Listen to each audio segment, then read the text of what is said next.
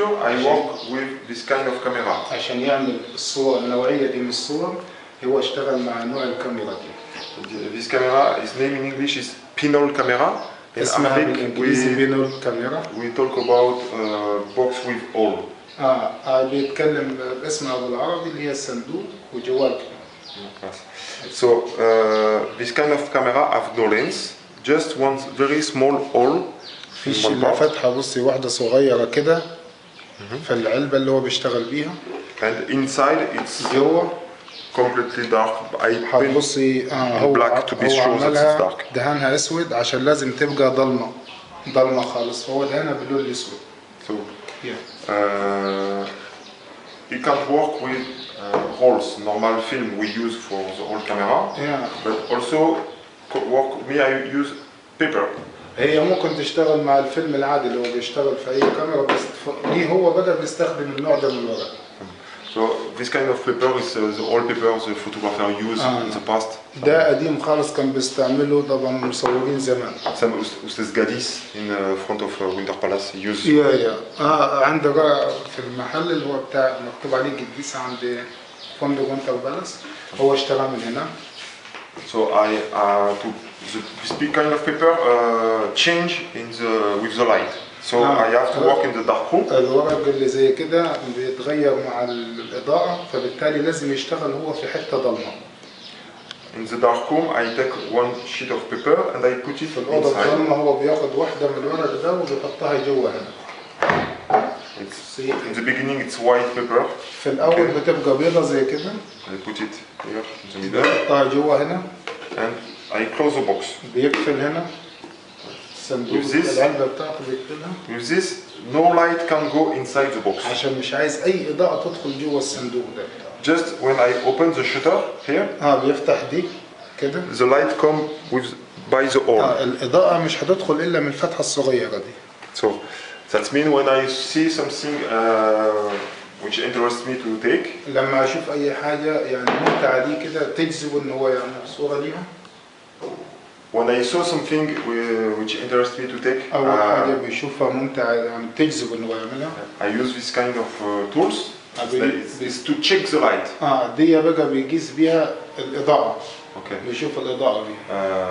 All the small camera have this inside now. كل الكاميرات الصغيرة فيها الحاجة دي دلوقتي في الجديدة الكاميرات الجديدة. Except mine.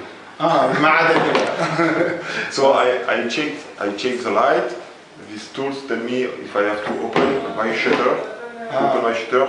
1 second, 2 seconds, or 1 minute, 2 minutes. It depends depends of the light. هو بيقول لك إن هي المقياس بتاعه ده بيديه قراية بيشوف بيها هو محتاج كم وقت عشان يفتح دي ويصور بيها، يا إما ثانية أو ثانيتين أو 3 ثواني على حسب المقاس بتاع الإضاءة. So if I want to take one picture, زي كده لو هو عايز ياخد صورة. I put the box to be sure that there's no moving. بيدوس عليه جامد عشان يتأكد إن هو ما يتحركش. I open the shutter. بيفتح دي. Okay. And I close it. وبيقفلها بعد ثانيتين أو 3 على حسب المقياس الضوء ما بيقول له قبل ما يبتدي ياخد الصورة. خلاص it's finished. دلوقتي كده خلاص.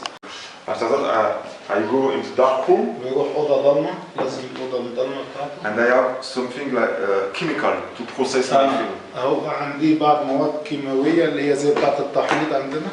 So I take the white paper. هياخد الوردة اللي هي كانت بيضة في الأول. I put it in the chemical. Yes. بيحطها في المواد بتاعة التحميض عشان يطلع الصورة. So we have different kind of chemical and عنده مواد مختلفة.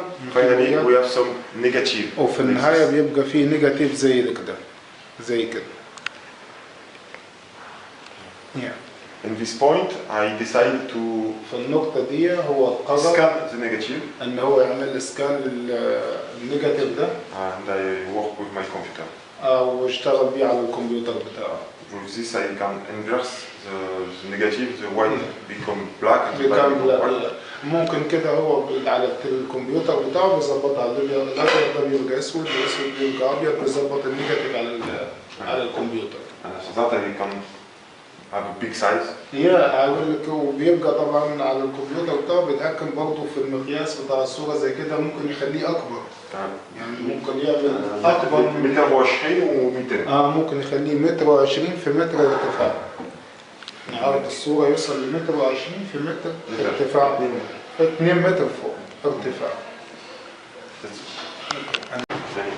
What I want to tell you is, for example, بيقول لك على سبيل المثال يعني for the same picture I make 4 tests. Yes. الصورة الواحدة هو بيعمل 4 اختبارات. We test we increase the light. We give more light in the picture to be sure. بنحط إضاءة أعلى في الصورة عشان يبقى متأكد. And it's very small difference here. Very small. لو أنت لاحظت في الصور ده هتلاقي فيه يعني اختلاف بسيط خالص. But for me it's very important. ليه هو طبعا الاختلاف ده مهم جدا. To be sure the people when they show the picture they show all the details in the black, in the shadow. هو الفرق ده ممكن يكون بسيط خالص بالنسبة للي يشوف زي كده بين الصور دي، بس بالنسبة له هو مهم جدا جدا عشان يتأكد ان الناس هتعرف تشوف بالظبط اللي هو عامله ما بين الابيض والاسود، الالوان البيضاء والسود. This kind of objective subject, or it's very hard for some people who work a lot to accept, because it takes a lot of time. أقول لك النوع ده من الدراسة والنوع ده من التصوير مش سهل للناس اللي هي، لأن هو بياخد جزء كبير خالص من الوقت، بيبقى صعب شوية عليه. And I have a lot of chance. I'm so lucky because I found the good understanding about my work. هو بيقول لك إن هو أخذ فرصة، جاته فرصة حلوة خالص، إنه هنا لقي اللي يقدر يفهم الفن بتاعه بالظبط وطريقة العمل بتاعه. If I didn't found one studio like this, I will never finish to make one exhibition like I succeeded to make. هو بيقول لك إنه لو ما لقيش يعني استوديو زي المكان ده، ما كانش هيقدر يخلص صور يعمل بيها المعرض اللي أنت شفتيه هناك في المرسى.